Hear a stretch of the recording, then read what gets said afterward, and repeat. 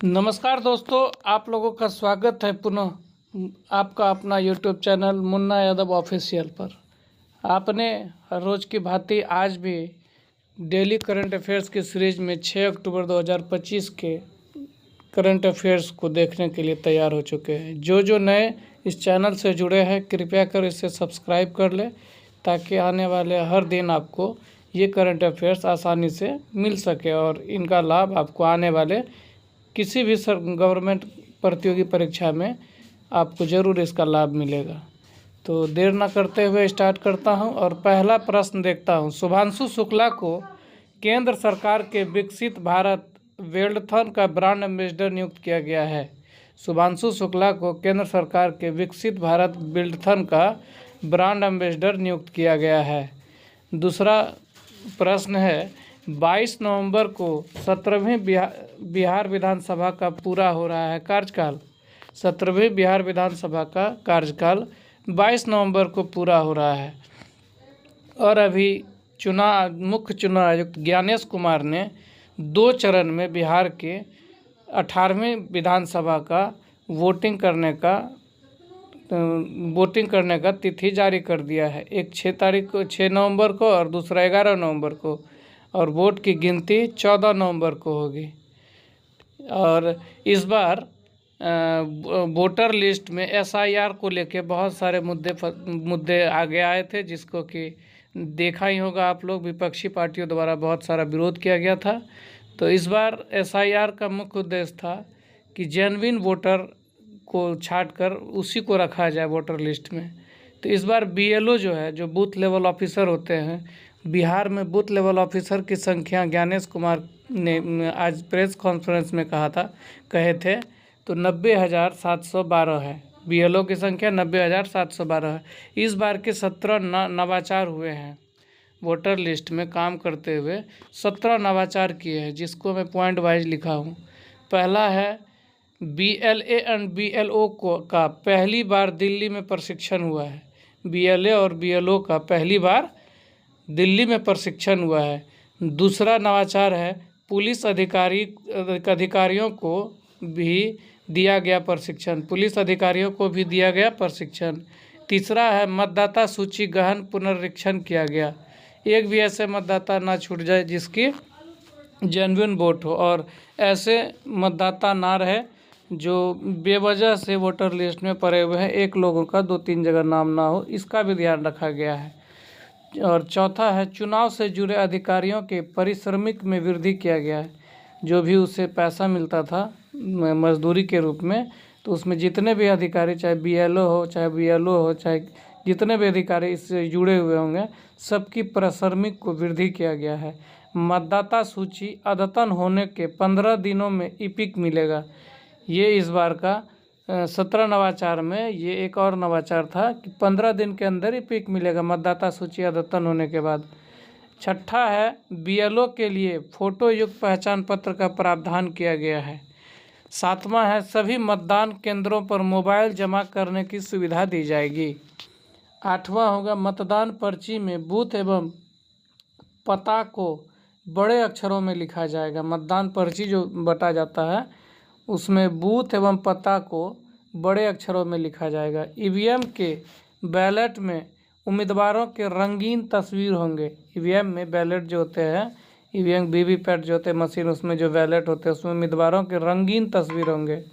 1 stop delivery platform ECI net पर उपलब्ध होगा।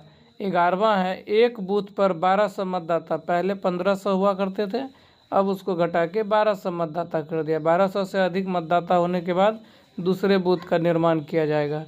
तो एक बूथ पर मैक्सिमम 1200 मतदाता होंगे। ये बिहार पहला राज्य हो गया ये लागू करने वाला। 12वां होगा, उम्मीदवारों के स्टॉल बूथ केंद्र से 100 मीटर के बाहर होंगे। उम्मीदवार के जो स्टॉल बूथ होते हैं वो केंद्र से 100 मीटर के बाहर होंगे। सभी बूथों पर वेबकास्टिंग कराया जाएगा। 14वां है, EVM बैलेट पेपर को लेकर दिशा निर्देश संशोधित किया जाएगा।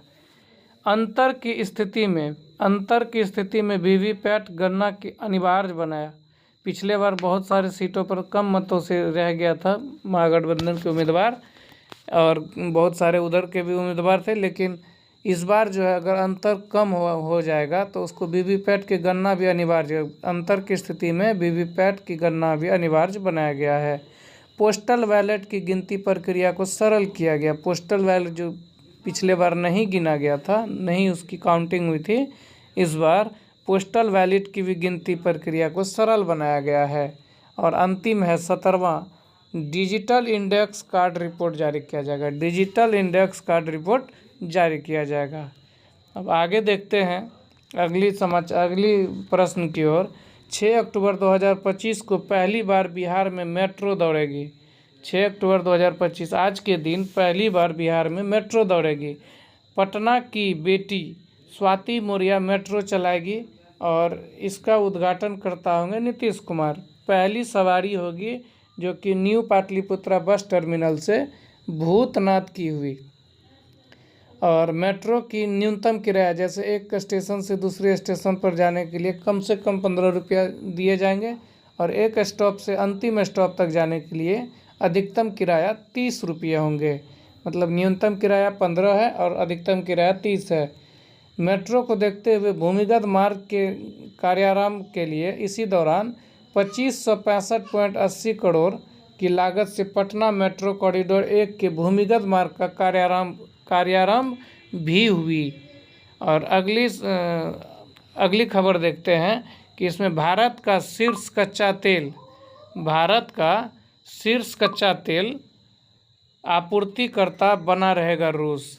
भारत का शीर्ष कच्चा तेल आपूर्ति मतलब सबसे अधिक अगर कच्चा तेल भारत किसी से आयात करते हैं तो वो है रूस।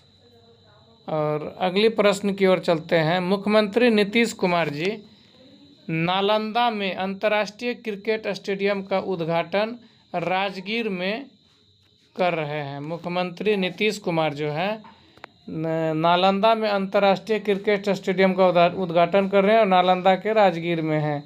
18 एकड़ भूमि कितने हैं? 18 एकड़ भूमि पर बना स्टेडियम में 40,000 दर्शकों की बैठने की व्यवस्था है। पवेलियन जो है वो 6 मंजिला है। मैदान में कुल 13 पिच बनाया गया है, जिसमें महाराष्ट्र के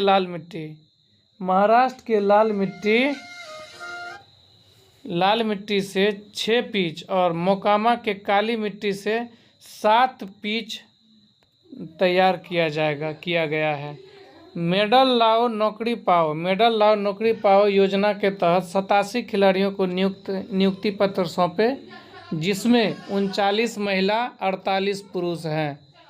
और अगली प्रश्न की ओर चलते हैं। विश्व पैरा एथलीट्स चैंपियनशिप के 12वें सत्र का समापन हो गया है, जिसमें 6 स्वर्ण पदक समेत 22 पदकों के साथ 10वें स्थान पर रहा भारत। 6 स्वर्ण पदक समेत 22 पदकों के साथ 10वें स्थान पर रहा भारत। और अगली प्रश्न की ओर चलते हैं। गैर जीवाश्म ऊर्जा क्षमता में 11 वर्षों में 3 गुना हुई भारत में गैर जीवाश्म ऊर्जा क्षमता 11 वर्षों में 3 गुना हुई है। इसके तहत हरित ऊर्जा की दिशा में 250 गीगावाट ऊर्जा क्षमता हासिल कर ली है। पेरिस समझौता के तहत कुल ऊर्जा क्षमता का आधा हिस्सा गैर जीवाश्म स्रोतों से 2030 की समय सीमा तय की गई थी। पेरिस समझौता में 5 वर्ष पहले ही जुलाई 2025 में ये लक्ष्य हासिल कर लिया।